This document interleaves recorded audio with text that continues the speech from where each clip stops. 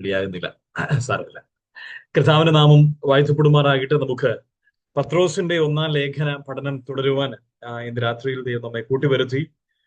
കർത്താവ് കഴിഞ്ഞ ദിവസങ്ങൾ, കഴിഞ്ഞ 2-3 ആഴ്ചകൾക്ക് മുമ്പ് ഈ വിഷയം, ഈ പുസ്തക പഠനം ആരംഭിക്കുവാൻ ദൈവം അനുവദിച്ചു.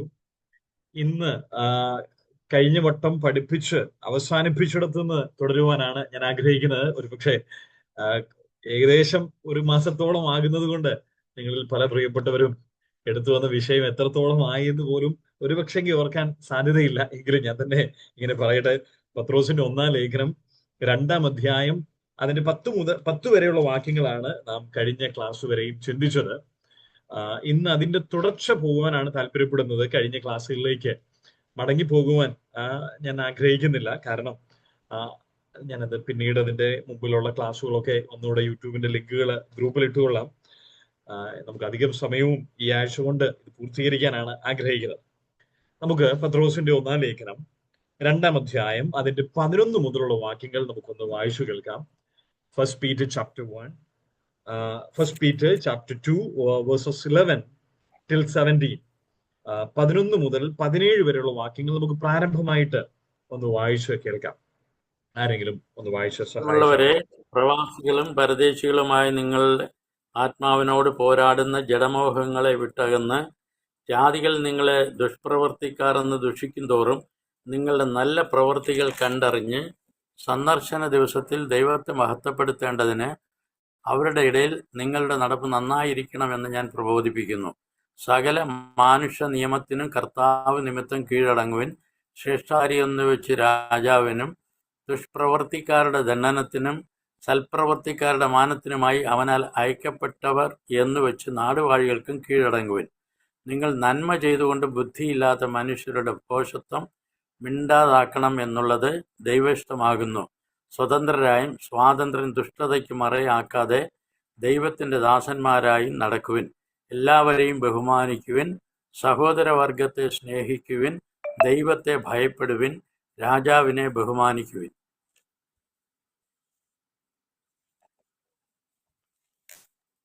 ബോബി അൺമ്യൂട്ട് ചെയ്യണം ബോബി.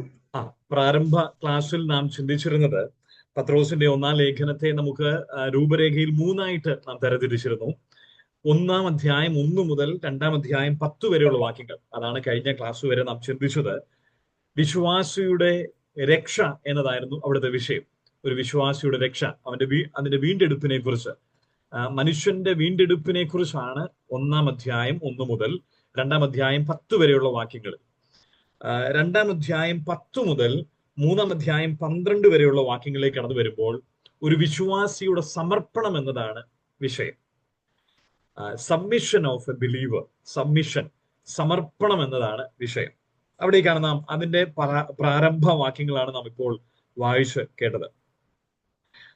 5-ാം അധ്യായം, ഈ ലേഖനത്തിന്റെ ഏറ്റവും ഒടുവിലത്തെ അധ്യായം, അതിന്റെ 12-ാമത്തെ വാക്യത്തിലേക്ക് കടന്നു വരുമ്പോൾ നാം അവിടെ ഇങ്ങനെ വായിക്കുന്നുണ്ട്. ചാപ്റ്റർ 5 വേഴ്സ് 12, നിങ്ങളെ പ്രബോധിപ്പിച്ചും നിങ്ങൾ ഈ നിൽക്കുന്ന ദൈവത്തിന്റെ സത്യകൃപയിലാകുന്നുവെന്ന് സാക്ഷീകരിച്ചും കൊണ്ട് ഞാൻ നിങ്ങൾക്ക് വിശ്വസ്ത സഹോദരൻ എന്ന് നിരൂപിക്കുന്ന സിൽവാനോസ് മുഖാന്തരം ചുരുക്കത്തിൽ എഴുതിയിരിക്കുന്നു. ഇവിടെ ഒരു വാക്ക് ഞാൻ ഒന്ന് ഓർമ്മപ്പെടുത്തിയിട്ട് നമ്മുടെ ഭാഗത്തേക്ക് കടന്നു വരാം എന്ന് ഓർപ്പിക്കുന്നു. 12-ാമത്തെ വാക്യത്തിൽ ദൈവത്തിന്റെ സത്യകൃപയിൽ.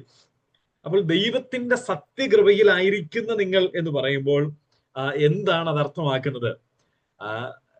ഭോഷ്കായിരിക്കുന്ന കൃപയും എന്ന് വെച്ചാൽ, മറ്റൊരു വാക്കിൽ ലളിതമായിട്ട് പറഞ്ഞാൽ, സത്യകൃപയല്ലാതെ വ്യാജ കൃപയും ഉണ്ട് എന്ന് വെച്ചാൽ, ഒരു കൂട്ടം ആളുകൾ ചിന്തിക്കുവാനും പഠിപ്പിക്കുവാനും തുടങ്ങിയത്, നിങ്ങൾ കൃപയാൽ രക്ഷിക്കപ്പെട്ടു, അത് സത്യമാണ്, അത് സത്യകൃപയാണ്, എന്നാൽ കൃപയാൽ രക്ഷിക്കപ്പെട്ടത് കൊണ്ട് നിങ്ങൾക്ക് നിങ്ങളുടെ ഇഷ്ടം പോലെ ജീവിക്കാം, നിങ്ങളുടെ തോന്നിയതുപോലെ ജീവിക്കാം എന്ന ഒരു ചിന്താഗതിയിലേക്ക് വന്നെത്തി.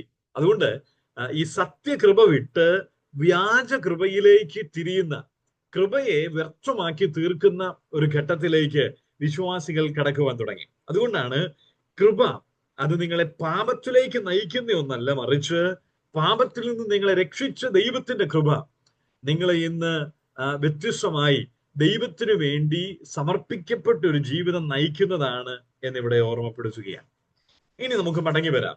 ആ ആശയം മനസ്സിൽ വെച്ചുകൊണ്ട് ദൈവത്തിന്റെ കൃപ നമുക്ക് സ്വാതന്ത്ര്യം നൽകി തന്ന കൃപ നമ്മുടെ ഇഷ്ടം പോലെ ജീവിക്കുവാൻ നൽകിയിരിക്കുന്നതല്ല, മറിച്ച് കർത്താവിൽ സമർപ്പിക്കപ്പെട്ട ഒരു ജീവിതം നയിക്കേണ്ടതാണ് എന്നിവിടെ ഓർപ്പിക്കുന്നു.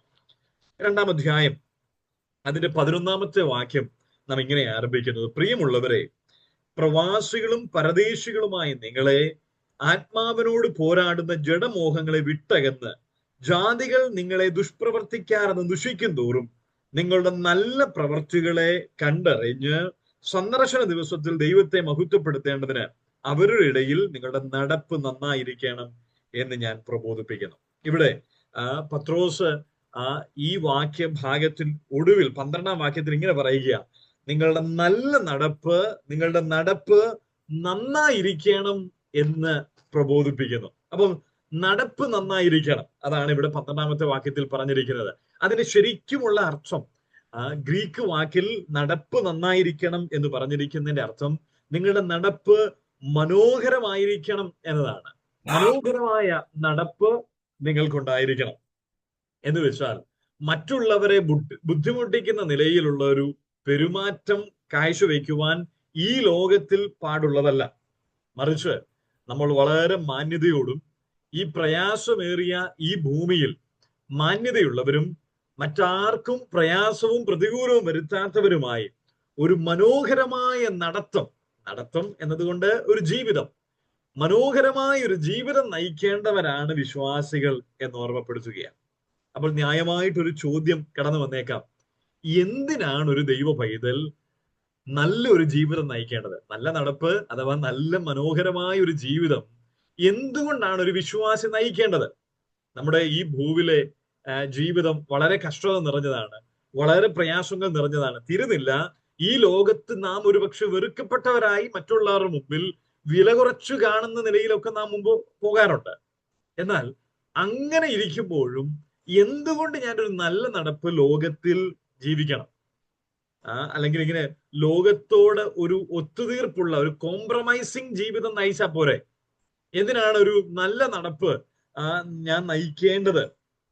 ആ ചോദ്യത്തിന്റെ ഉത്തരം 3 പ്രായോഗിക കാരണങ്ങൾ പത്രോസ് ഇവിടെ നൽകുകയാണ്.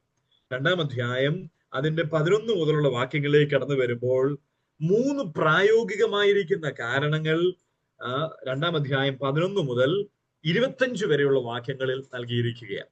അത് ലളിതമായിട്ട് നമുക്കൊന്ന് വേഗത്തിൽ ചിന്തിച്ചു പോകാം.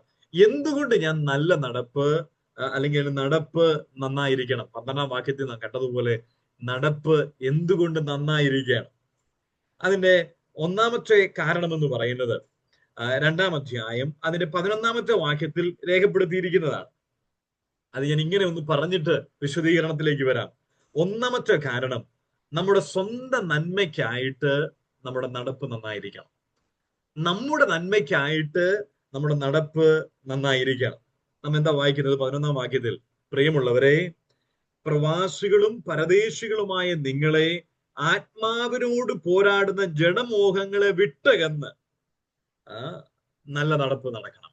അപ്പോൾ നമ്മളോട് പറഞ്ഞിരിക്കുന്ന ഉത്തരവാദിത്വം എന്താണ്? ആത്മാവിനോട് പോരാടുന്ന ജഡമോഹങ്ങളെ വിട്ടകന്ന് നാം നന്നായിട്ട് നമ്മുടെ നടപ്പ് ആയിരിക്കണം.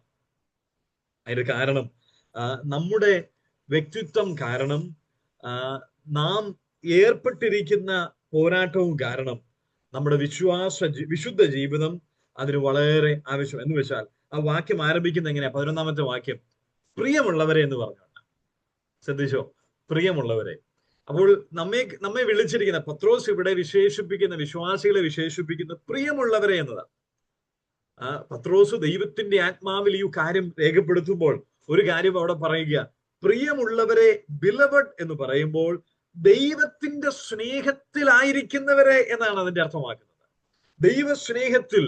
ദൈവസ്നേഹത്തിന്റെ ഒരു വലിയ ആ ദൈവസ്നേഹം ജീവിതത്തിൽ അനുഭവിച്ചറിഞ്ഞിട്ടുള്ളവരാണ് വിശ്വാസികൾ. അതുകൊണ്ട് ദൈവത്താൽ സ്നേഹിക്കപ്പെട്ടവര് ആയതുകൊണ്ട് നാം ഒരു നല്ല നടപ്പ് നടത്തേണ്ടതായിട്ടിരിക്കുന്നു. എന്നിട്ട് പറയുക, നമ്മുടെ ജഡമോഹങ്ങൾക്കെതിരെയുള്ള അവിടെ രേഖപ്പെടുത്തിയിരിക്കുന്ന ജഡമോഹങ്ങളെ വിട്ടകന്ന്, പോരാടുന്ന കാര്യങ്ങളെ വിട്ടകന്ന് നമ്മുടെ ആത്മാവിന് വേണ്ടി നാം പോരാടണം. നമ്മുടെ ആത്മാവിന് വേണ്ടി പോരാടണം. പത്രോസ് പറയാം, നിങ്ങളുടെ ആത്മാവിന് വേണ്ടി പോരാടണം.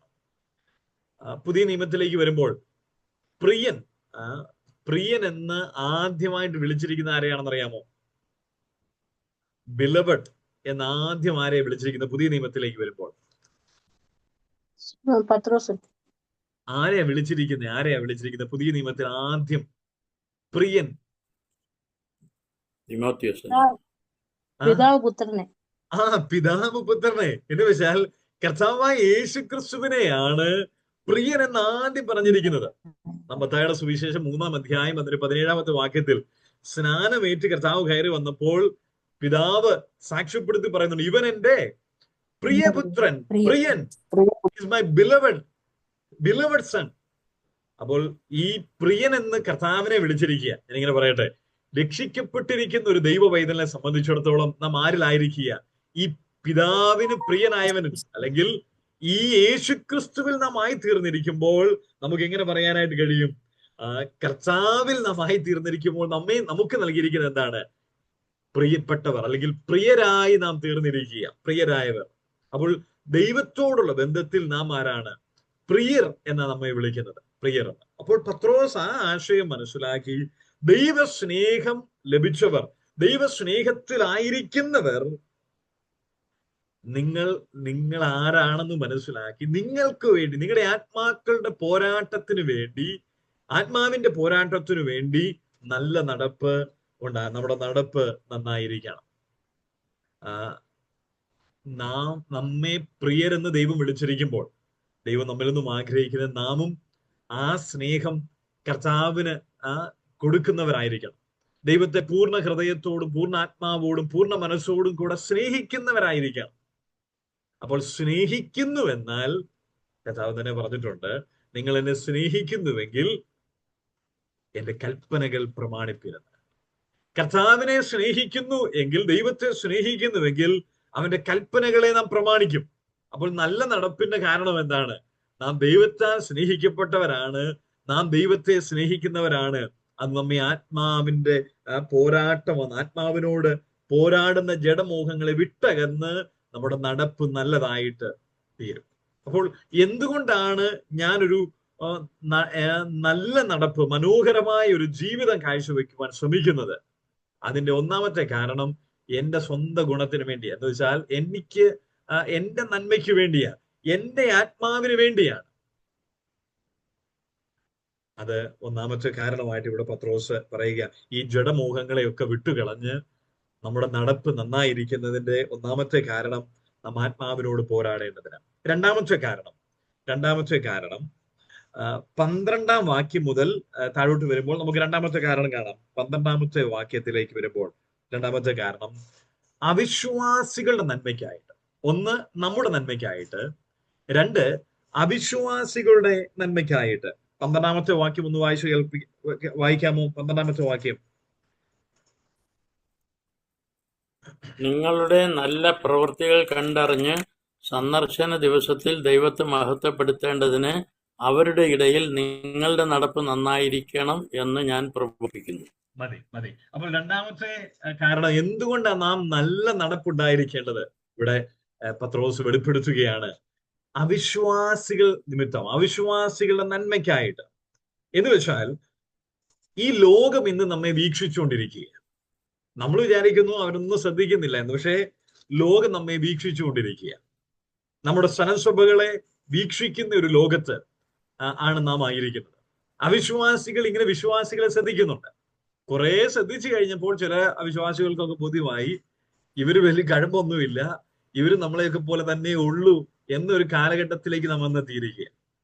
ചിലപ്പോൾ ഒരു പക്ഷെ നിങ്ങൾ ശ്രദ്ധിച്ചു കാണും, ഒരു ഞായറാഴ്ച നിങ്ങൾ യോഗത്തിന് പോയില്ലെങ്കിൽ പൊതുവെ അയൽപക്കക്കാരൊക്കെ ചോദിച്ചു, ഇന്നെന്താ ചർച്ചിൽ പോയില്ലേ, അല്ലെങ്കിൽ ഇന്ന് പള്ളിയിൽ പോയില്ലേ എന്നൊക്കെ ചോദിക്കുന്നു. അപ്പോൾ ഇവര് അമ്പലത്തിൽ പോകുന്നുണ്ടോ അല്ലെങ്കിൽ ഇവര് പള്ളിയിൽ പോകുന്നുണ്ടോ എന്ന് നമ്മൾ അന്വേഷിക്കാനും നോക്കാറൊന്നും ഇല്ലെങ്കിലും നമ്മൾ പോകുന്നുണ്ടോ ഇല്ലയോ എന്നൊക്കെ അവർ നോക്കിക്കൊണ്ടിരിക്കും. അല്ലെങ്കിൽ ഒരു ഞായറാഴ്ച ദിവസം നിങ്ങൾ യോഗത്തിന് പോകാതെ വീട്ടിലിരിക്കുകയാണെന്ന് വിചാരിക്കുക. അപ്പോൾ അയൽക്കാർ നമ്മളെ കാണും, ഇവരെന്താ ഇന്നെന്താ പോകാത്തത്? അപ്പോൾ നമ്മളെ നോക്കിക്കൊണ്ടിരിക്കുന്നത് നമ്മുടെ ഒരു ഞായറാഴ്ച പലപ്പോഴും ഈ നാളുകളിലൊക്കെ ഒരു പ്രയാസം എന്ന് പറയുന്നത് സംയുക്ത സഭായോഗങ്ങളൊക്കെ പലപ്പോഴും പലയിടത്തുണ്ടാകുമ്പോൾ സഭാ ഹാളുകളൊക്കെ പൂട്ടിക്കിടക്കുമ്പോൾ ആ നാട്ടുകാരൊക്കെ ചിന്തിക്കും ഇന്നെന്താ ഇവർക്ക് യോഗമൊന്നുമില്ല, ഞായറാഴ്ച യോഗമൊന്നുമില്ല. അപ്പൊ നമ്മളെ വീക്ഷിക്കുന്ന ചുറ്റുപാടുമുള്ള ആളുകൾ ഉണ്ടെന്നുള്ള കാര്യം എപ്പോഴും ഓർത്തിരിക്കണം. ഇവരെങ്ങനെയാ കാര്യങ്ങളെ ചിന്തിക്കുന്നത്. അപ്പോൾ അതിന് 3 തരത്തിൽ പത്രോസ് ഇവിടെ പറഞ്ഞിരിക്കുന്ന കാര്യത്തെ നമുക്കൊന്ന് ചിന്തിക്കാം. ഒന്ന്, ഈ അവിശ്വാസികളുടെ ബന്ധത്തിൽ നാം ഓർത്തിരിക്കേണ്ട ഒന്നാമത്തെ കാര്യം, നിരീക്ഷിക്കുന്ന ഒരു ലോകത്താണ് നാം ആയിരിക്കുന്നത്. നമ്മളെ സസൂക്ഷ്മം നിരീക്ഷിച്ചുകൊണ്ടിരിക്കുന്ന ഒരു ലോകത്താണ് നാം ആയിരിക്കുന്നത്. മേടിച്ചാൽ തിരിച്ചു കൊടുക്കുന്നവരാണോ? പറഞ്ഞ വാക്ക് പാലിക്കുന്നവരാണോ? ഇന്ന കാര്യം എന്ന് പറഞ്ഞാൽ എന്ന് വെച്ചാൽ ഇവർ ജോലി സ്ഥലത്ത് പോകുമ്പോൾ ഒരു പെരുമാറ്റം എങ്ങനെയാണ്, ഞായറാഴ്ചത്തെ ഇവരുടെ പെരുമാറ്റം എങ്ങനെയാണ്, തിങ്കളാഴ്ചത്തെ പെരുമാറ്റം എങ്ങനെയാണ്, ഇതൊക്കെ നോക്കിക്കൊണ്ടിരിക്കുന്നവരാണ്. ഇവരുടെ സംസാരം എങ്ങനെയാണ്, ഇവർ പിശുക്കന്മാരാണോ? അപ്പൊ ഇവരിങ്ങനെ നോക്കിക്കൊണ്ടിരിക്കുക. എന്ത് കാരണം കൊണ്ടാണ് ദൈവത്തിൽ ഇവർ വിശ്വസിക്കുന്ന ദൈവത്തിൽ ഞങ്ങൾ വിശ്വസിക്കാതിരിക്കേണ്ടതെന്ന് അന്വേഷിച്ചുകൊണ്ടിരിക്കുന്ന ഒരു ലോകം ഉണ്ട്.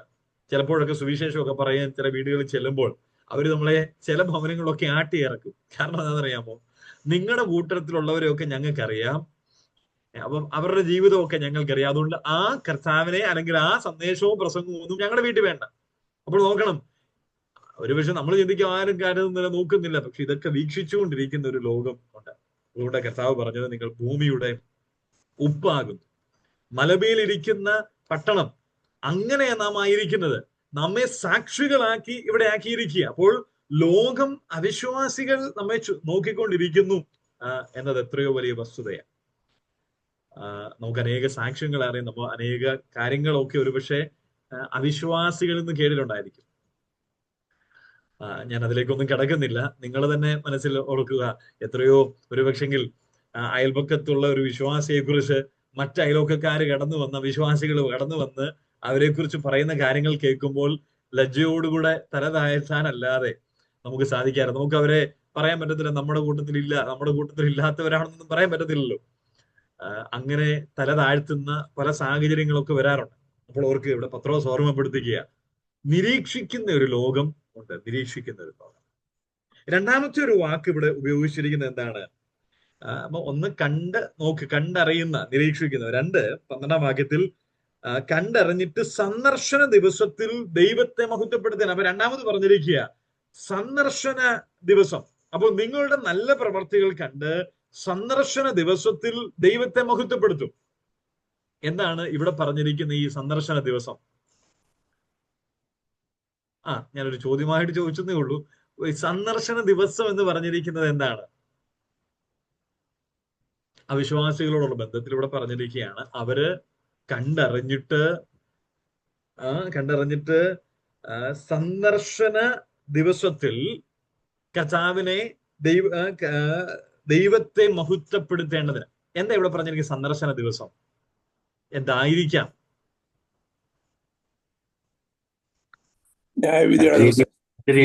ദിവസം എന്തോ രണ്ട് രീതി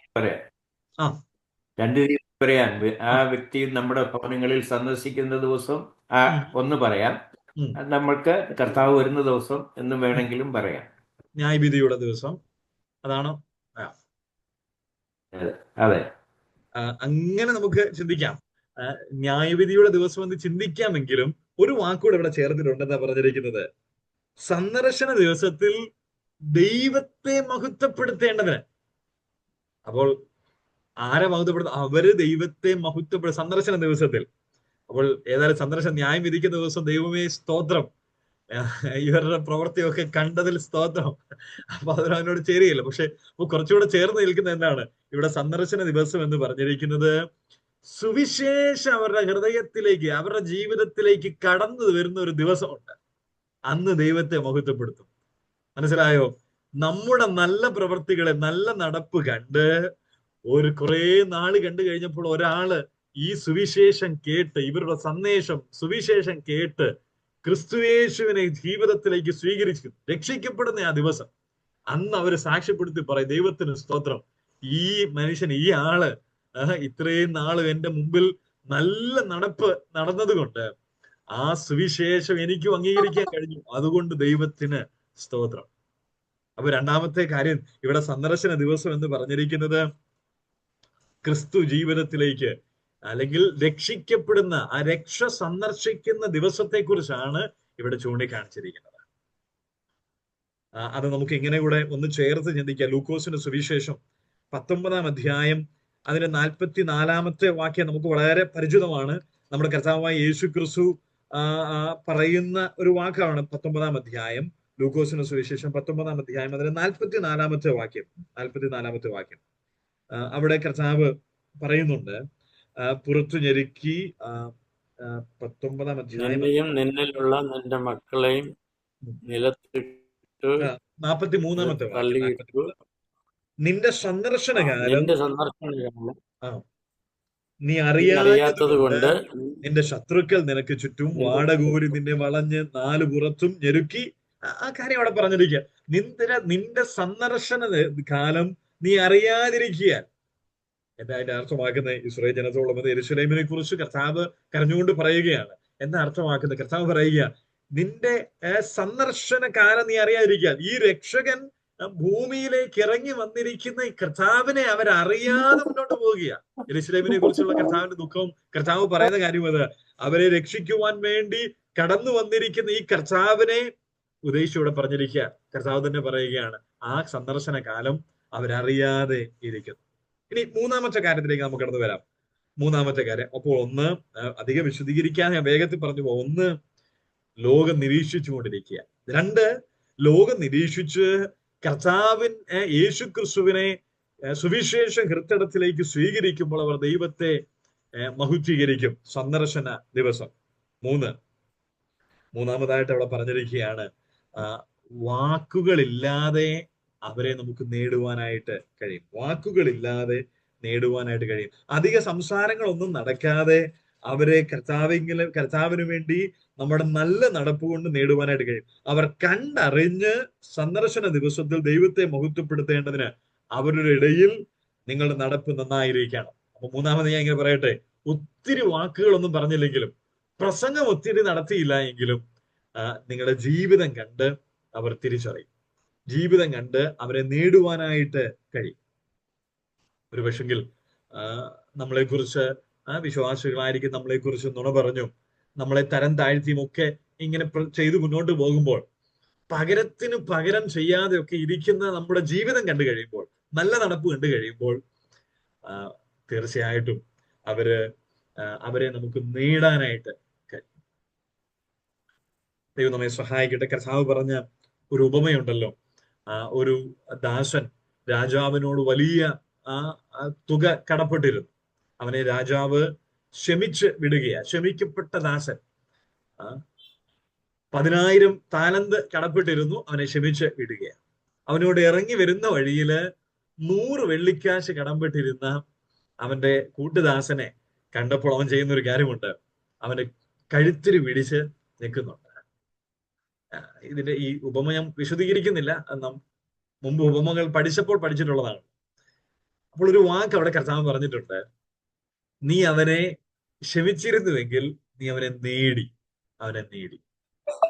എന്ന് വെച്ചാൽ, നേടണമെങ്കിൽ ചില കാര്യങ്ങളൊക്കെ ക്ഷമിച്ചു കൊടുത്തേ നമുക്ക് മതിയാവുകയുള്ളൂ. പകരത്തിന് പകരം ചെയ്തു കൊടുത്താൽ ഒരു കാരണവശാലും നേടുവാനായിട്ട് കഴിയുകയില്ല.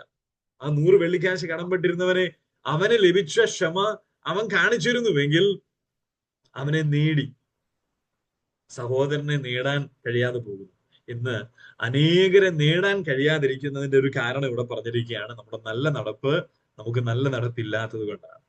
നമ്മുടെ ജീവിതം കണ്ട് പലരും കർത്താവിനെ അംഗീകരിക്കുവാൻ മനസ്സില്ലാതെ മുമ്പോട്ട് പോകുന്ന തരത്തിലേക്ക് നന്നായി പോയിരിക്കുന്നു. അതുകൊണ്ട് നമ്മോട് മോശമായിട്ട് പെരുമാറിയാലും, നമ്മളെ താഴ്ത്തിക്കെട്ടുവാൻ ശ്രമിച്ചാലും അവരുടെ ഭാഗം നമ്മുടെ നല്ല നടപ്പ് ഉണ്ടായിരിക്കണമെന്ന് പത്രോസ് ഇവിടെ നമ്മെ ഓർമ്മപ്പെടുത്തുക. എന്തുകൊണ്ടാണ്?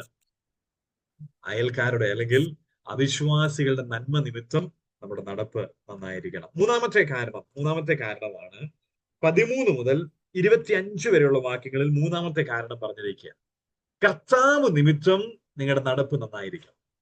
കർത്താവ് നിമിത്തം അത് പല നിലകളിൽ നമുക്ക് ചിന്തിക്കാനായിട്ട് കഴിയും. പൊതുവെ ഒരു പൊതുസമൂഹത്തിൽ ജീവിക്കുന്ന വിശ്വാസികൾ ചെയ്യേണ്ടുന്ന കാര്യങ്ങൾ അവിടെ രേഖപ്പെടുത്തിയിട്ടുണ്ട്. വേലക്കാരോടുള്ള ബന്ധത്തിൽ അവിടെ പറഞ്ഞിട്ടുണ്ട്. അങ്ങനെ രണ്ട് കൂട്ടമായിട്ട് നമുക്ക് ചിന്തിക്കാനായിട്ട് കഴിയും. എങ്കിലും കർത്താവ് നിമിത്തം നമ്മുടെ നടപ്പ് നന്നായിരിക്കണം. 13 മുതൽ ഉള്ള വാക്യങ്ങളിലേക്ക് വരുമ്പോൾ, 13 മുതൽ 17 വരെയുള്ള വാക്യങ്ങളിലേക്ക് വരുമ്പോൾ ദൈവത്തിന്റെ ഹിതം അവിടെ എന്താണ് എന്ന് രേഖപ്പെടുത്തിയിരിക്കുക. നമ്മുടെ നടപ്പ് നന്നായിരിക്കുന്നത് ദൈവത്തിന്റെ ഹിതമാണ് എന്നവിടെ പറഞ്ഞിരിക്കുകയാണ്. ആ വാക്യങ്ങളൊന്നും നമുക്ക് വായിച്ചു കേൾക്കാം. 13ഉം 14ഉം വാക്യം മാത്രം ഒന്ന് വായിക്കാം. 13ഉം 14ഉം. സകല മാനുഷ്യ നിയമത്തിനും കർത്താവ് നിമിത്തം കീഴടങ്ങുവൻ, ശ്രേഷ്ഠാധികാരി എന്ന് വെച്ച് രാജാവിനും ദുഷ്പ്രവർത്തിക്കാരുടെ ദണ്ഡനത്തിനും സൽപ്രവർത്തിക്കാരുടെ മാനത്തിനുമായി അവനാൽ അയക്കപ്പെട്ടവൻ എന്ന് വെച്ച് നാടുവാഴികൾക്കും കീഴടങ്ങുവൻ. ഇവിടെ പറഞ്ഞിരിക്കുക മനുഷ്യന്റെ നിയമങ്ങൾക്ക് കീഴടങ്ങുവാൻ ഒരു ആഹ്വാനം പത്രോസ് ഇവിടെ നൽകുകയാണ്. അപ്പോൾ ഒരു ചോദ്യം ഇങ്ങനെ ഉയർന്നേക്കാം. അപ്പൊ മനുഷ്യന്റെ മാനുഷികമായിരിക്കുന്ന ഈ ഭൂമിയിലെ, ഈ ലോകത്തിലെ എല്ലാ നിയമങ്ങൾക്കും നാം കീഴടങ്ങേണ്ട ആവശ്യമുണ്ടോ? ബൈബിളിന് വിരുദ്ധമായിരിക്കുന്ന നിയമം ഒഴികെ ബാക്കി എല്ലാ കാര്യങ്ങളും ഒരു വിശ്വാസി എന്ന നിലയിൽ എല്ലാ നിയമങ്ങൾക്കും നാം കീഴടങ്ങിയിരിക്കേണ്ടത് അനിവാര്യമാണെന്ന് ദൈവവചനം നമ്മെ ഓർമ്മപ്പെടുത്തുന്നുണ്ട്. മനുഷ്യന്റെ എന്ന് വെച്ചാൽ മനുഷ്യ ഗവൺമെന്റുകളൊക്കെ സ്ഥാപിച്ചിരിക്കുന്ന നിയമങ്ങൾ വചനത്തിന് വിരുദ്ധമല്ലാത്തവയെല്ലാം നാം കീഴടങ്ങി അനുസരിക്കേണ്ടവരാണ് ഒരു വിശ്വാസി എന്ന നിലയിൽ. ദൈവത്തിന്റെ വചനത്തിന് വിപരീതമായിരിക്കുന്ന ഒരു കാര്യത്തിന് നാം കീഴടങ്ങണം എന്ന് പറഞ്ഞിട്ടില്ല. കാരണം അപ്പോസ്തല പ്രവൃത്തികളുടെ പുസ്തകം 5-ാം അധ്യായം 29-ാമത്തെ വാക്യത്തിൽ, അപ്പോസ്തല പ്രവൃത്തി 5:29 നാം ദൈവത്തെ അനുസരിക്കേണ്ടതാകുന്നു എന്നത് അവിടെ വളരെ വ്യക്തമായിട്ട് രേഖപ്പെടുന്നുണ്ട്. ബാക്കി എല്ലാ കാര്യങ്ങളിലും, എല്ലാ നിയമങ്ങൾക്കും കർത്താവ് നിമിത്തം നാം കീഴടങ്ങേണ്ടത് ആവശ്യമാണ്. ഇനി താഴോട്ട് വരുമ്പോൾ അതിന്റെ കാരണം കൂടി അവിടെ പറയുന്നുണ്ട് 15-ാമത്തെ വാക്യത്തിൽ. അങ്ങനെ എന്തുകൊണ്ട് അത് ചെയ്യുന്നത്? 15-ാമത്തെ വാക്യത്തിൽ അവിടെ വായിക്കുന്നു, നിങ്ങൾ നന്മ ചെയ്തുകൊണ്ട് ബുദ്ധിയില്ലാത്ത മനുഷ്യരുടെ ഭോഷത്വം മിണ്ടാതാക്കണം. എന്ന് വെച്ചാൽ നമ്മളെ വിമർശിക്കുന്നവരുടെ വായടപ്പിക്കേണ്ടത് എങ്ങനെയാണ്? വായടപ്പിക്കേണ്ടത് മറ്റു കാര്യങ്ങളൊക്കെ പറഞ്ഞും അവർക്ക് എഴുതിയും ഒന്നുമല്ല. ഇവിടെ പറഞ്ഞിരിക്കുക, നിങ്ങൾ നന്മ ചെയ്തുകൊണ്ട് അവരുടെ വായടപ്പിക്കുന്നവരായി തീരണം. അതാണ് ഇവിടെ നമുക്ക് നൽകിയിരിക്കുന്നത്. അപ്പോൾ വിശ്വാസികൾ നിയമം ലംഘിക്കുന്നവരായി വിമർശനത്തിലേക്ക് പോകാതെ, മറിച്ച് നാം നിയമങ്ങൾക്ക് കീഴടങ്ങി നമ്മെ ഇനി ആരെങ്കിലും വിമർശിക്കുന്നുണ്ടെങ്കിൽ അവരുടെ വായടപ്പിക്കുവാനുള്ള ഉത്തരവാദിത്വം നമുക്കുണ്ട്. നമ്മുടെ വിശുദ്ധ ജീവിതം കണ്ട് നമുക്കെതിരെ കുറ്റപ്പെടുത്തലുകൾ ചെയ്യുന്നവരുണ്ടായിരിക്കാം. എന്നാൽ അവരുടെ അടപ്പിക്കുവാനുള്ള ഒരു മാർഗം നമ്മുടെ വിശുദ്ധ ജീവിതമാണ് എന്നിവിടെ ഓർമ്മപ്പെടുത്തുകയാണ്. 18 മുതലുള്ള വാക്യങ്ങളിലേക്ക് വരുമ്പോൾ ദാസന്മാരോട് പറഞ്ഞിരിക്കുന്ന കാര്യങ്ങൾ അവിടെ രേഖപ്പെടുത്തിയിരിക്കുക. 18 മുതൽ 20 വരെയുള്ള വാക്യങ്ങളിലേക്ക് കടന്നു വരുമ്പോൾ 18 മുതൽ 20 വരെയുള്ള വാക്യങ്ങളിലേക്ക് കടന്നു വരുമ്പോൾ വേലക്കാരോട് അല്ലെങ്കിൽ ദാസന്മാരോടുള്ള ബന്ധത്തിൽ ഇവിടെ പറഞ്ഞിരിക്കുക. അവർ പറഞ്ഞിരിക്കുകയാണ്, യജമാനന്മാർക്ക് ദാസന്മാർ കീഴടങ്ങിയിരിക്കണം. അവിടെ പറയാം, നല്ലവർക്ക് മാത്രമല്ല മൂർഖന്മാർക്കും കൂടെ കീഴടങ്ങിയിരിപ്പിൻ. വളരെ ശക്തമായിരിക്കുന്ന വാക്കാണ്. ചിലപ്പോഴൊക്കെ ജോലി മേഖലയിലുള്ളവരെ സംബന്ധിച്ചിടത്തോളം ഒക്കെ കീഴടങ്ങിയിരിക്കുമ്പോൾ ഇങ്ങനെ സ്വഭാവമുള്ളവർക്ക് എങ്ങനെ കീഴടങ്ങിയിരിക്കും? അതിലൂടെ പറഞ്ഞിരിക്കുകയാണ്, നല്ല യജമാനന്മാർക്ക് മാത്രമല്ല, ശാന്തതയുള്ളവർക്ക് മാത്രമല്ല, മൂർഖന്മാരോടും നാം കീഴടങ്ങിയിരിക്കുവാൻ നമുക്ക് ഉത്തരവാദിത്തമുണ്ട്. അതിന് കാരണം എന്തെന്നൂടെ അവിടെ പറയുന്നുണ്ട്. അവിടെ കാരണം എന്തെന്ന് പറയുന്നുണ്ട് 19-ാമത്തെ വാക്യത്തിൽ. 19-ാമത്തെ വാക്യം, 19-ാം വാക്യം, ഒരുവൻ ദൈവത്തെ കുറിച്ച് ഉള്ള മനോബോധം നിമിത്തം അന്യായമായി കഷ്ടവും ദുഃഖവും സഹിച്ചാൽ അത് പ്രസാദമാകുന്നു. നിങ്ങൾ കുറ്റം ചെയ്തിട്ട് അടികൊണ്ട് സഹിച്ചാൽ എന്ത് യശസ്സുള്ളൂ? അവിടെ എന്താ പറഞ്ഞിരിക്കുന്നത്? മൂർഖന്മാർക്കൂടെ നിങ്ങളെ കീഴടങ്ങിയിരിക്കണമെന്ന് വേലക്കാരോട് പറയുമ്പോൾ അവരുടെ സ്വഭാവം, അവർ നമ്മെ അടിച്ചമർത്തുന്നവരും ആ നിലയിൽ ഇടപെടുന്നവരായിരിക്കാം. എന്നാൽ യജമാനന്മാർക്ക് ദാസന്മാർ, വേലക്കാര് എങ്ങനെ ആയിരിക്കണം? ഒരു വിശ്വാസി എന്ന നിലയിലായിരിക്കേണ്ടത് അവർക്ക് കീഴടങ്ങിയിരിക്കണം. അവരൊരു പക്ഷെങ്കിൽ അന്യായമായിട്ട് നമ്മളെ ശിക്ഷിച്ചു എന്ന് വന്നേക്കാം, അന്യായമായിട്ട് നമ്മുടെ ശമ്പളത്തിൽ നമ്മളോട് ചതിവ് കാണിച്ചു എന്ന് വന്നേക്കാം. അപ്പോൾ നന്മ ചെയ്തിട്ട് അവിടെ പറഞ്ഞിരിക്കുന്ന വാക്ക് വളരെ ശ്രദ്ധേയമാണല്ലോ. അന്യായവും ആയി കഷ്ടവും ദുഃഖവും സഹിച്ചാൽ അത് പ്രസാദമാകുന്നു. കുറ്റം ചെയ്തിട്ട് അടി കൊണ്ടിട്ട് അത് നന്നായി, അത് ഞാൻ കർത്താവിന് വേണ്ടി സഹിക്കുന്നതാണെന്ന് പറഞ്ഞാൽ അത് വിപരീതമായി പോകും. അങ്ങനെ ഒത്തിരി ഉണ്ട്. ചില ആളുകളൊക്കെ കഷ്ടവും പ്രയാസവും ഒക്കെ സഹിക്കുമ്പോൾ അവർ പറയും, പൊതുവെ പറയുന്നുണ്ട്, ഞങ്ങൾ കർത്താവിന് വേണ്ടി കഷ്ടം സഹിക്കും. പക്ഷെ ഒരുപക്ഷെ അവർ കഷ്ടം സഹിക്കുന്നതിന്റെ കാരണം അവരായിരിക്കുന്ന ബിസിനസ് അവർ ചതിവ് കാണിച്ചതുകൊണ്ടായിരിക്കാം. അവരായിരിക്കുന്ന കാര്യത്തിൽ അവർ കണക്കിൽ വെട്ടിപ്പും തട്ടിപ്പും ഒക്കെ നടത്തിയിട്ട് അങ്ങനെ കുരുക്കിലായിരിക്കുന്നവരുണ്ട്. എന്നിട്ട് ചിലര് പിന്നീട് ഈ കഷ്ടതയിലൊക്കെ ആയി കഴിയുമ്പോൾ പറയും, കർത്താവിന് വേണ്ടി ഞാൻ സഹിക്കുക, ഇതൊക്കെ കഷ്ടം സഹിക്കുക. ശരിക്കും കർത്താവിന് വേണ്ടി ഒന്നുമല്ല, കയ്യിലിരിപ്പ് കൊണ്ടാണ് കഷ്ടം സഹിച്ചത്. അതാ ഇവിടെ പത്രോസ് പറഞ്ഞിരിക്കുന്നത്, നിങ്ങൾ കുറ്റം ചെയ്തിട്ട് 2 അടി കൊണ്ടിട്ട് അത് ഞാൻ കർത്താവിന് വേണ്ടി കൊണ്ട അടിയാണെന്ന് പറയരുത് എന്ന കാര്യം ഇവിടെ ഓർമ്മപ്പെടുത്തുകയാണ്. മറിച്ച് നന്മ ചെയ്തിട്ട് കഷ്ടം സഹിച്ചാൽ അതാണ് ദൈവത്തിന് പ്രസാദം. നന്മ ചെയ്തിട്ട് അടി കൊണ്ടാൽ അത് ദൈവത്തിന് പ്രസാദം. ദൈവം നമ്മെ സഹായിക്കട്ടെ. അപ്പോൾ ഇങ്ങനെ ഓർക്കുക, നമ്മളൊക്കെ അടി കൊള്ളുന്നത് പലപ്പോഴും ഏത് നിലയിലാ? എല്ലാ അടി കൊണ്ട് കഴിയുമ്പോഴും നമ്മൾ പറയുന്ന ഒരേ കാര്യമായിരിക്കും, കർത്താവിന് വേണ്ടി ഈ ഭൂമിയിൽ കഷ്ടം സഹിക്കുക. എന്നാൽ എല്ലാ കഷ്ടതയും, എല്ലാ അടി കൊള്ളുന്നതും കർത്താവ് നിമിത്തം കൊള്ളുന്നത് അല്ല. ചിലതൊക്കെ നമ്മുടെ കയ്യിലിരിപ്പ് കൊണ്ടുകൂടെ ആയിരിക്കാനുള്ള സാധ്യതയുണ്ടെന്ന് പത്രോസ് ഇവിടെ ഓർമ്മപ്പെടുത്തുക. അതുകൊണ്ട് അതിന് വലിയ പ്രയോജനമൊന്നും ഇല്ല. മുമ്പോട്ട് വരാം. എന്നിട്ട് പറയുകയാണ്, ഇതിനൊരു മാതൃക കാണിച്ചു തന്നിട്ടുണ്ട്. ദാസന്മാർ യജമാനന്മാർക്ക് കീഴടങ്ങിയിരിക്കണം എന്ന് പറഞ്ഞിട്ട് വന്നിട്ട് ഒരു മാതൃക ചൂണ്ടിക്കാണിക്കുന്നു. ആരുടെ മാതൃകയാണ് കാണിക്കുന്നത്? 21 മുതൽ 25 വരെയുള്ള വാക്യങ്ങളിലേക്ക് കടന്നു വരുമ്പോൾ ഒരു നല്ല മാതൃക കാണിച്ചു തരിക. അത് മറ്റാരുമല്ല, അത് നമ്മുടെ കർത്താവായ യേശു ക്രിസ്തുവിന്റെ മാതൃകയാണ്. 21-ാം വാക്യത്തിൽ എന്താ വായിക്കുന്നത്? വേഴ്സ് 21. ക്രിസ്തു നിങ്ങൾക്ക് വേണ്ടി കഷ്ടം അനുഭവിച്ചു, നിങ്ങൾ അവന്റെ കാൽ ചുവട് പിന്തുടരുവാൻ ഒരു മാതൃക വച്ചിട്ട് പോയിരിക്കുന്നു. മതി, അധിക വിശദീകരണം ആവശ്യമില്ലല്ലോ. നാം ഒരുപക്ഷെങ്കിൽ ഇവിടെ വേലക്കാർ അല്ലെങ്കിൽ ജോലിക്കാരെന്ന നിലയിൽ കഷ്ടവും പ്രയാസവും ഒക്കെ സഹിച്ചു എന്ന് വന്നേക്കാം. അപ്പോൾ പറയുകയാണ്, ഒരു മാതൃക വെച്ചേച്ചു പോയിരിക്കുന്ന ഒരാളുണ്ട്. അത് നമ്മുടെ കർത്താവായ യേശു ക്രിസ്തു. ക്രിസ്തു നമുക്ക് വേണ്ടി കഷ്ടം അനുഭവിച്ചു, അതൊരു മാതൃകയാണ്. നമ്മൾ ഈ കുഞ്ഞുങ്ങൾക്കൊക്കെ, പ്രത്യേകിച്ച് 1-ാം ക്ലാസ്സിലോ അല്ലെങ്കിൽ LKG-യിലൊക്കെ പഠിക്കുമ്പോൾ ഈ ചില ബുക്കുകൾ ഉണ്ടല്ലോ, ആദ്യത്തെ ഇംഗ്ലീഷ് ആൽഫബറ്റ് ഒക്കെ ആദ്യ ലൈനിൽ ഇങ്ങനെ ABCD ഒക്കെ എഴുതിയിരിക്കും, അല്ലെങ്കിൽ അതിന് ഡോട്ടുകൾ ഇട്ടിങ്ങനെ എഴുതും. അതിന്റെ മുകളിലൂടെ ഇങ്ങനെ എയും ബിയും അല്ലെങ്കിൽ ഈ അക്ഷരമാലയൊക്കെ എഴുതി പഠിക്കും. അതേ ഒരു മാതൃക ഇവിടെ കാണിച്ചു തന്നിരിക്കുക. അവന്റെ കാഴ്ചപ്പാട് പിന്തുടരുവാൻ ഒരു മാതൃക വെച്ചേച്ചു പോയി. അപ്പൊ ഡോട്ട് ഇട്ട് വെച്ചിട്ടുണ്ട്. നമ്മൾ ചെയ്യേണ്ടത് എന്താണ്? ആ ഡോട്ടിലൂടെ എഴുതിയാൽ മതി. ആ കാഴ്ചപ്പാടുണ്ട്, ആ കാഴ്ചപ്പാട് നോക്കി ചുവടുകൾ വെച്ച് മുമ്പോട്ട് പോയാൽ മാത്രം മതി. അതാണ് നമ്മെ കുറിച്ച് കർത്താവ് ഓർമ്മപ്പെടുത്തുന്നത്. എന്നുവെച്ചാൽ കർത്താവിനെ കുറിച്ച് പറഞ്ഞിരിക്കുക, അവന്റെ വായിൽ അവൻ പാപം ചെയ്തിട്ടില്ല. 22-ാം വാക്യം, അവന്റെ വായിൽ വഞ്ചനയൊന്നും ഉണ്ടായിരുന്നില്ല. തന്നെ ശകാരിച്ചിട്ട് പകരം ശകാരിക്കാതെയും കഷ്ടം അനുഭവിച്ചിട്ട് ഭീഷണം പറയാതെയും ന്യായമായി വിധിക്കുന്നവങ്കൽ കാര്യം ഭരമേൽപ്പിക്കുക അത്ര ചെയ്തത്. അപ്പോൾ കഷ്ടം സഹിക്കുമ്പോൾ, നിന്ന സഹിക്കുമ്പോൾ, നാം ശകാരമേൽക്കുമ്പോൾ എന്താ കർത്താവ് ചെയ്തത്? ശകാരിച്ചിട്ട് പകരം ശകാരിക്കാതിരുന്നു. കഷ്ടം സഹിച്ചിട്ട് അവിടെ പറഞ്ഞിരിക്കുക ഭീഷണം പറയാതിരുന്നു. ഇതിന്റെയൊക്കെ നേരെ വിപരീതമല്ലേ ഇന്ന് പലപ്പോഴും നമ്മുടെയൊക്കെ ജീവിതത്തിൽ സംഭവിക്കുന്നത്? ഒരു വാക്ക് ഇങ്ങോട്ട് പറഞ്ഞാൽ 10 വാക്ക് തിരികെ പറയാതെ ഇരിക്കാൻ പറ്റാത്ത അവസ്ഥ. എന്നാൽ ഇവിടെ കർത്താവ് പറയുക, മാതൃക വെച്ചു പോയിരിക്കുന്നു. ആരുടെ മാതൃകയാ? കർത്താവിന്റെ മാതൃക.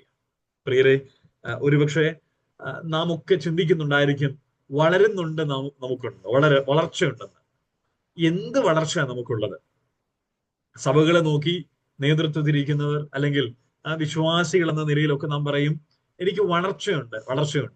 അത് നാം ക്രിസ്തീയ ജീവിതത്തിൽ നോക്കി വളർച്ചയുണ്ടെന്ന് പറയും. പക്ഷെ ആ വളർച്ചയെ കുറിച്ചൊന്ന് ശരിയായി പരിശോധിക്കാം. അത് കർത്താവ് ഇവിടെ ഓർമ്മിപ്പിക്കുന്നുണ്ട്. എന്താണെന്നറിയാമോ? ഞാൻ ഒത്തിരി കാര്യങ്ങളിലൂടെയൊക്കെ കടന്നു പോകുന്നുണ്ട്. പല കാര്യങ്ങൾക്കും വ്യത്യാസമൊക്കെ ഉണ്ടായിട്ടുണ്ട്.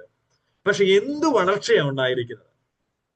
കർത്താവിന്റെ കാഴ്ചപ്പാടുകളെ പിന്തുടർന്നുള്ള വളർച്ചയാണോ, അതോ ലോകപ്രകാരമുള്ളതും അല്ലെങ്കിൽ നമ്മൾ ചിന്തിക്കുന്ന വളർച്ചയുമാണ്?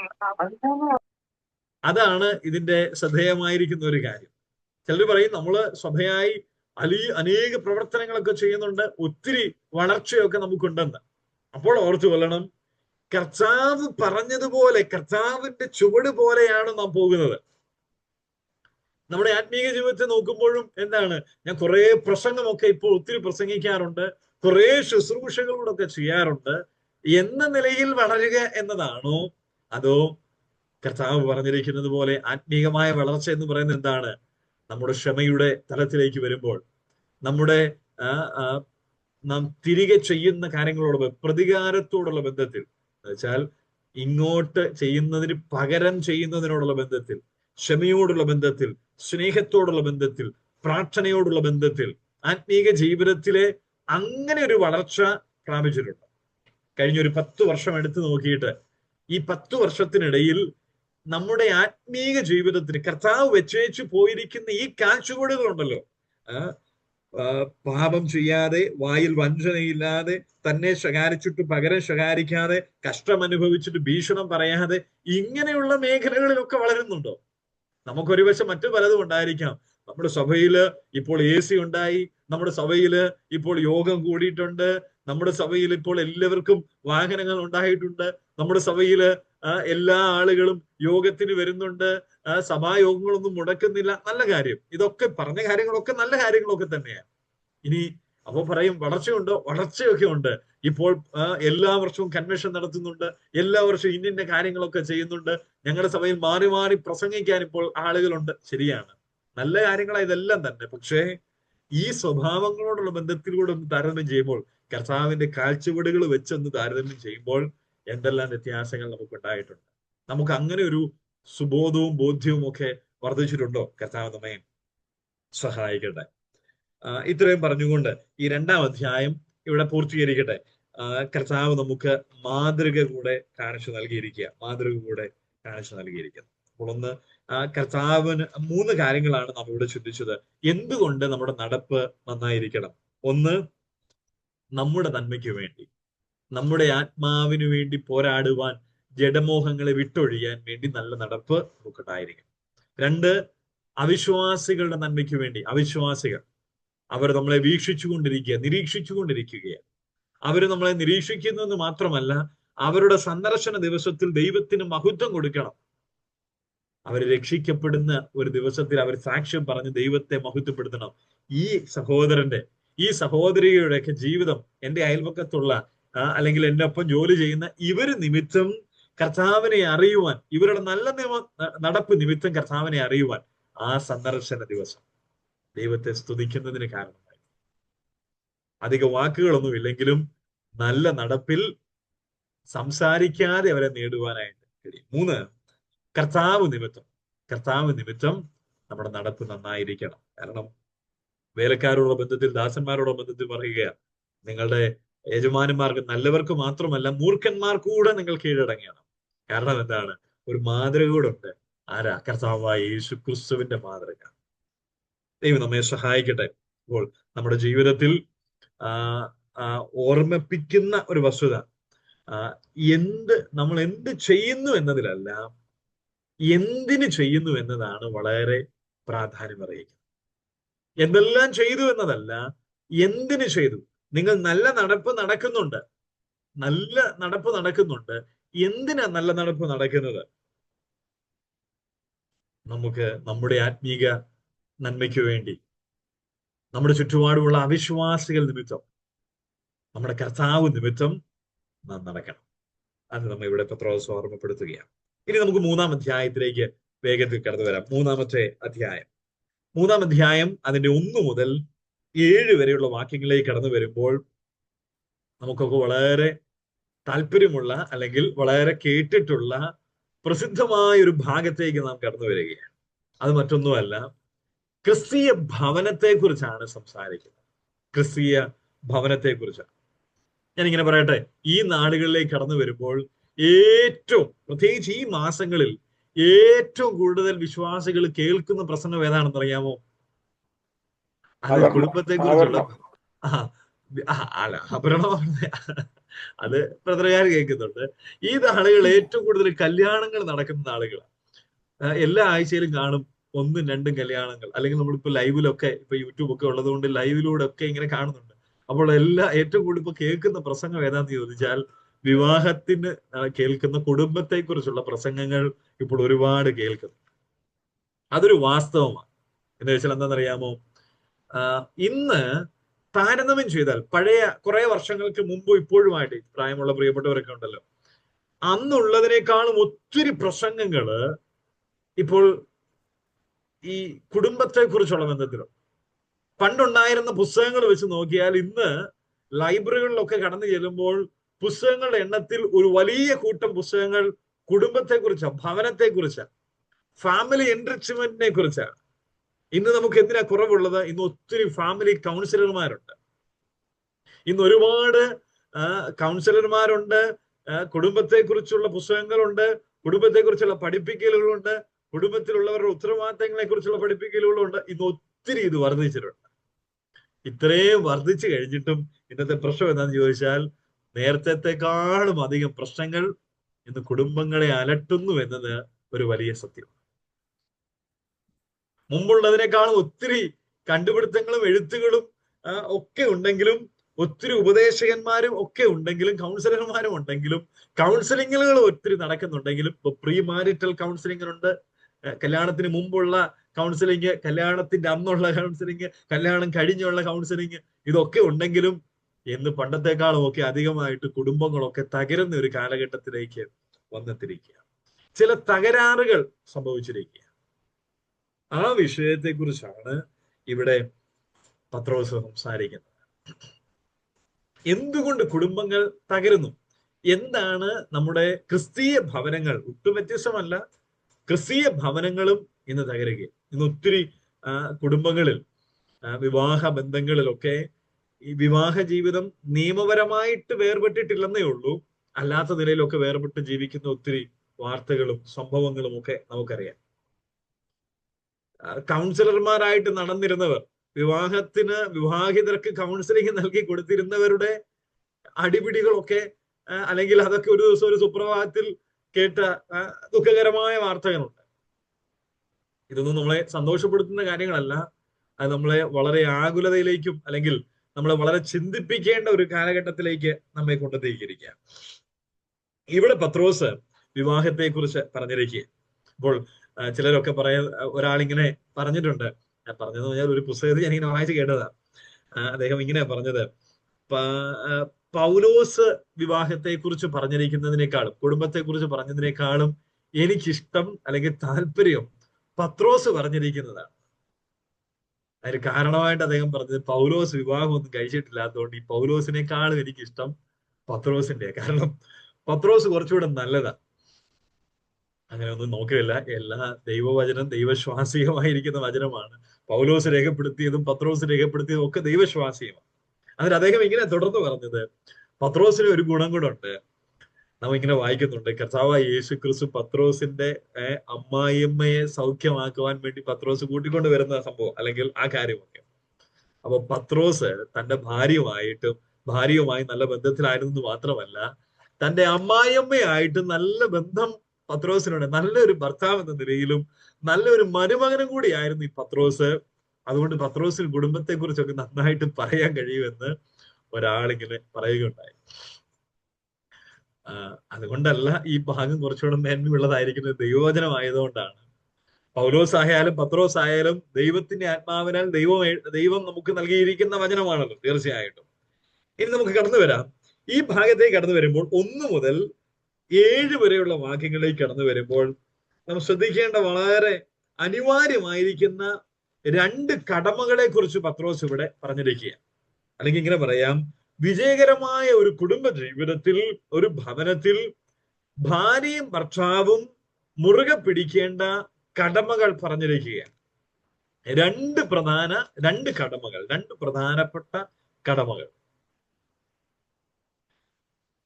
3-ാം അധ്യായം 1 മുതൽ 6 വരെയുള്ള വാക്യങ്ങളിലേക്ക് കടന്നു വരുമ്പോൾ, സമയം അവസാനിക്കുന്നതുകൊണ്ട് ഞാൻ വായിക്കുന്നില്ല, ദൈവം നാളെ നമുക്കത് വിശദമായിട്ട് ചിന്തിക്കാം. 3-ാം അധ്യായം 1 മുതൽ 6 വരെയുള്ള വാക്യങ്ങളിൽ ഭാര്യമാരോട് പറഞ്ഞിരിക്കുക ഭാര്യമാരുടെ കടമ. 7-ാം വാക്യത്തിൽ ഭർത്താക്കന്മാരോട് പറഞ്ഞിരിക്കുക. അപ്പോൾ പെട്ടെന്നൊരു ചിന്ത സഹോദരിമാരുടെ മനസ്സിൽ ഇങ്ങനെ കടന്നു വന്നേക്കാം. ഭാര്യമാരായിരിക്കും സഹോദരിമാര് ഇങ്ങനെ ചിന്തിച്ചേക്കാം. നിങ്ങൾ ആരും എന്നോട് ചോദിക്കുന്നില്ലെങ്കിൽ പോലും 7 വാക്യങ്ങളിൽ കുടുംബത്തെക്കുറിച്ച് പറഞ്ഞിരിക്കുക. അതിൽ 6 വാക്യങ്ങള് ഭാര്യമാരോടും 1 വാക്യത്തിലാണ് ഭർത്താക്കന്മാരോടും പറഞ്ഞിരിക്കുന്നത്. അതെന്താ അങ്ങനെ? ന്യായമായിട്ട് 3.5 വാക്യങ്ങൾ ഭാര്യമാർക്കും 3.5 വാക്യങ്ങൾ ഭർത്താക്കന്മാരോടുമല്ല എന്ന് പറയേണ്ടിയിരുന്നത്. പിന്നെ എന്തുകൊണ്ടാണ് ഭാര്യമാരോട് ഈ 6 വാക്യങ്ങളും ഒറ്റ വാക്യത്തിൽ മാത്രം ഭർത്താക്കന്മാരോടും പറഞ്ഞിരിക്കുന്നത്? നമ്മൾ ഒറ്റ നോട്ടത്തിൽ അത് വലിയ ഒരു പ്രശ്നമായിട്ടൊന്നും തോന്നുന്നില്ല. എന്നാലും അങ്ങനെ ചിന്തിക്കാനുള്ള സാധ്യതയുണ്ട്. അതിനൊരു പശ്ചാത്തലം കൂടിയുണ്ട്. എന്തുകൊണ്ട് അങ്ങനെ വന്നു എന്നതൊരു പശ്ചാത്തലം. ഈ ക്രിസ്തീയ രക്ഷിക്കപ്പെട്ട സഹോദരിമാർ ഭാര്യമാരോടുള്ള ബന്ധത്തിൽ ആ കാലഘട്ടത്തിൽ വലിയ ഒരു രൂപാന്തരം സംഭവിച്ചിരുന്നു. പ്രത്യേകിച്ച് റോമൻ കാലഘട്ടത്തിൽ, റോമൻ സാമ്രാജ്യത്തിന്റെ കീഴിലായിരുന്നപ്പോൾ സ്ത്രീകൾക്ക്, ഭാര്യമാർക്ക് യാതൊരു വിലയും കൽപ്പിച്ചിരുന്നില്ല. ഇവൻ യഹൂദ മതത്തിലെ സംബന്ധിച്ചിടത്തോളം നാം അത് കാണുന്നുണ്ട്. വില കൽപ്പിക്കാതെ കിടന്നിരുന്ന ഭാര്യമാരെ സംബന്ധിച്ചു അവർ വെറും അടിമകളെക്കാളും ഒരു പടി മുകളിൽ, അത്ര മാത്രമേ, അടിമകളല്ലെന്നേ ഉള്ളൂ, അടിമകളെക്കാളും ഒരു പടി മുകളിലാണ് ഭാര്യമാരുടെ അവസ്ഥ. അവർ കേവലം സ്ത്രീകളെ ഒരു വസ്തുവായി കണ്ടിരുന്ന ഒരു കാലഘട്ടമായിരുന്നു. ഭർത്താക്കന്മാരുടെ സ്വേച്ഛാധിപത്യത്തിന്റെ കീഴിൽ കിടക്കുന്ന ഭാര്യമാർ, ഭർത്താക്കന്മാര് സംസാരിക്കുന്ന, അല്ലെങ്കിൽ ഒരു കുടുംബത്തിൽ ഭാര്യയുടെ ശബ്ദം ഒരിക്കലും പുറത്ത് കേൾക്കുവാൻ പാടില്ല. ഈ കാലഘട്ടത്തിലേക്ക് വരുമ്പോഴും ചില കുടുംബങ്ങളിലൊക്കെ അതേ ഒരു സ്ഥിതി മുന്നോട്ട് കൊണ്ടുപോകാൻ, എന്ന് വെച്ചാൽ ഭർത്താക്കന്മാർ ആരാണെന്ന് ചോദിക്കുമ്പോൾ ഭർത്താവിനെ കുറിച്ചുള്ള സങ്കല്പം, അല്ലെങ്കിൽ ഭർത്താവ് എങ്ങനെ ആയിരിക്കണമെന്ന് ചിന്തിക്കുമ്പോൾ ചിലർ പറയും ഹിറ്റ്ലറിന്റെ ഒരു രൂപമൊക്കെയാണ് ഭർത്താവിനെ കുറിച്ച് വെച്ചിരിക്കുന്നത്. ഭർത്താവ് വരുമ്പോഴേ ഒരു അല്ലെങ്കിൽ അപ്പൻ വീട്ടിലേക്ക് വരുമ്പോഴേ വീട്ടിനകത്തൊരു ശാന്തതയാ, ഒരു സൗമ്യത ഉണ്ടാകും, ഒരു ഹിറ്റ്ലറുടെ രൂപം. അപ്പോൾ അതൊക്കെ ചിലപ്പോഴൊക്കെ ദൈവദാസന്മാരെ തന്നെ അങ്ങനെ തന്നെ വെച്ചിരിക്കുന്ന ഒരു കാലഘട്ടം കൂടെ ആയിരിക്കുക. എന്ന് വെച്ചാൽ ഒരു ഭർത്താവ് എന്ന് പറഞ്ഞാൽ എല്ലാവരും അടങ്ങി ഒതുങ്ങി കീഴ്പ്പെട്ടിരിക്കുന്നു എന്നാണ്. കീഴ്പ്പെടണമെന്ന് പറഞ്ഞിട്ടുണ്ട്, അതിന്റെ ആശയത്തിലേക്ക് നമുക്ക് കടന്നു വരാം. അപ്പോൾ ഭർത്താവ് എന്ന് പറയുമ്പോൾ ഒരു ഹിറ്റ്ലറാണ് മനസ്സിൽ. പേടിച്ച് വിറച്ച്, പണ്ടൊക്കെ അങ്ങനെ ആയിരുന്നല്ലോ, അപ്പം വരുന്നു പേടിച്ച് വിറച്ച് ഒളിച്ചിരിക്കുന്നവരായിട്ടാ കേട്ടോ. ഇതൊക്കെ ഈ പഴയ ഒരു സ്വഭാവങ്ങളൊക്കെയാ. പക്ഷെ ബൈബിളിലേക്ക് വരുമ്പോൾ അങ്ങനെ ഒന്നും നമുക്ക് കാണാനായിട്ട് കഴിയുന്നില്ല. അങ്ങനെ ഒരു കാര്യം രേഖപ്പെടുത്തിയിട്ടുമില്ല. നമുക്ക് ദൈവം അനുവദിച്ചാൽ അത് വിശദീകരിക്കാം. അപ്പൊ ഞാൻ പറഞ്ഞു വരുന്ന കാര്യം, അപ്പോൾ ഒരു ക്രിസ്തീയ ഭാര്യയെ സംബന്ധിച്ചിടത്തോളം അത് വലിയൊരു പോരാട്ടമായിരുന്നു അവരുടെ ജീവിതത്തിൽ. അവർക്ക് ഒത്തിരി കാര്യങ്ങൾ മനസ്സിലാക്കേണ്ടിയിരുന്നു. അവരുടെ സങ്കല്പത്തിലും ചിന്തയിലുമൊക്കെ അവരായിരുന്നത് ഒരു വസ്തു എന്ന നിലയിൽ ഭർത്താവിന്റെ സ്വേച്ഛാധിപത്യത്തിന്, പുരുഷന്റെ സ്വേച്ഛാധിപത്യത്തിന് കീഴിൽ അടിമകളുടെ ഒരവസ്ഥ പോലെ തന്നെ തുടർന്നിരുന്നവർ ഇപ്പോൾ ഇത് ക്രിസ്തീയ വിശ്വാസത്തിലേക്ക് കടന്നു വന്നിരിക്കുമ്പോൾ ഒരു വലിയ വ്യത്യാസം സംഭവിക്കുക. അതുകൊണ്ട് ചില വാക്യങ്ങൾ ചേർത്ത് പത്രോസ് അവരോട് സംസാരിക്കേണ്ട ആവശ്യമുണ്ടായിരുന്നു. ഇങ്ങനെ ലളിതമായിട്ട് ചിന്തിച്ചാൽ മതി.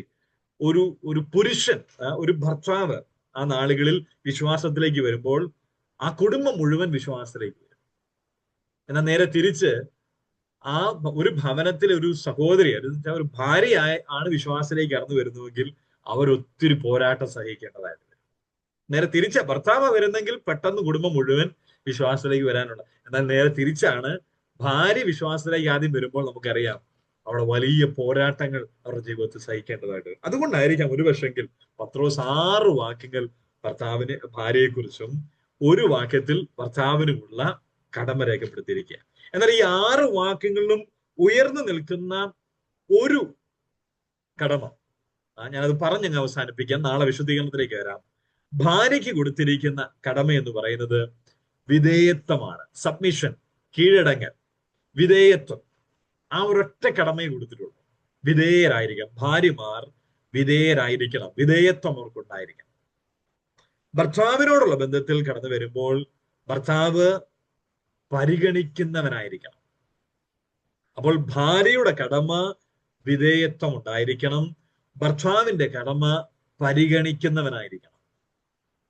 ഭാര്യ സബ്മിറ്റ് ചെയ്യണം. Wife should have submission and husband should have consideration. പരിഗണന ഉണ്ടായിരിക്കണം. കർത്താവ് നമ്മെ സഹായിക്കട്ടെ. അങ്ങനെയുള്ള കുടുംബം അത് അനുഗ്രഹിക്കപ്പെട്ട, അല്ലെങ്കിൽ കർത്താവ് ഉദ്ദേശിക്കുന്ന നിലയിൽ ഒരു കുടുംബമായിട്ട് തീരും. എങ്ങനെ പറയട്ടെ, ഈ ഭൂവില് നമുക്ക് കുടുംബം എന്ന ആ വ്യവസ്ഥ അല്ലെങ്കിൽ സ്ഥാപനം ദൈവം വെച്ചിരിക്കുമ്പോൾ ഈ ലോകത്തിൽ എല്ലാം നാശമായിരിക്കുന്ന ഒരു കാലത്തിലായിരിക്കുക. എന്നാൽ കുടുംബമാണ് ഈ ഭൂവിൽ ഒരു സ്വർഗത്തിന്റെ ഒരു ചിത്രം അനുഭവിക്കുവാനായിട്ട് കഴിയുന്നത്. അത് കുടുംബത്തിലായിരിക്കണം. അങ്ങനെ അനുഭവിക്കണമെങ്കിൽ തീർച്ചയായിട്ടും വിവാഹ ജീവിതത്തിൽ, കുടുംബ ജീവിതത്തിൽ ഭാര്യയ്ക്കുള്ള കടമയും ഭർത്താവിന്റെ കടമയും അത് ശരിയായ അർത്ഥത്തിൽ ചിന്തിക്കണം. അപ്പൊ ഞാൻ ഒറ്റ വാക്കിൽ ഭാര്യ വിധേയത്വം, കീഴടങ്ങണമെന്നും ഭർത്താവ് പരിഗണിക്കുന്നവനായിരിക്കണമെന്ന് പറയുമ്പോൾ ഒരുപക്ഷെങ്കിൽ ഈ കീഴടങ്ങലിന് പല അർത്ഥങ്ങൾ കണ്ടുപിടിക്കും. ശരിയായ അർത്ഥം മനസ്സിലാക്കണം. ഇവിടെ പത്രോസ് ചൂണ്ടിക്കാണിക്കുന്ന ആ അർത്ഥത്തിലേക്ക് നമുക്ക് കടന്നു വരാം. ഭർത്താവെന്ന് കേൾക്കുമ്പോൾ തന്നെ ഒരു ഹിറ്റ്ലർ എന്ന നിലയിൽ, സ്വേച്ഛാധിപത്യം എന്ന നിലയിലല്ല, പരിഗണന. പൗലോസ് എഫേസു ലേഖനത്തിൽ കുറച്ചുകൂടെ വ്യക്തമായി മറ്റു ചില കാര്യങ്ങൾ അവിടെ രേഖപ്പെടുത്തിയിട്ടുണ്ടെങ്കിൽ ഇവിടെ പത്രോസ് ഒറ്റ കാര്യം പറയുന്നുള്ളൂ: പരിഗണന.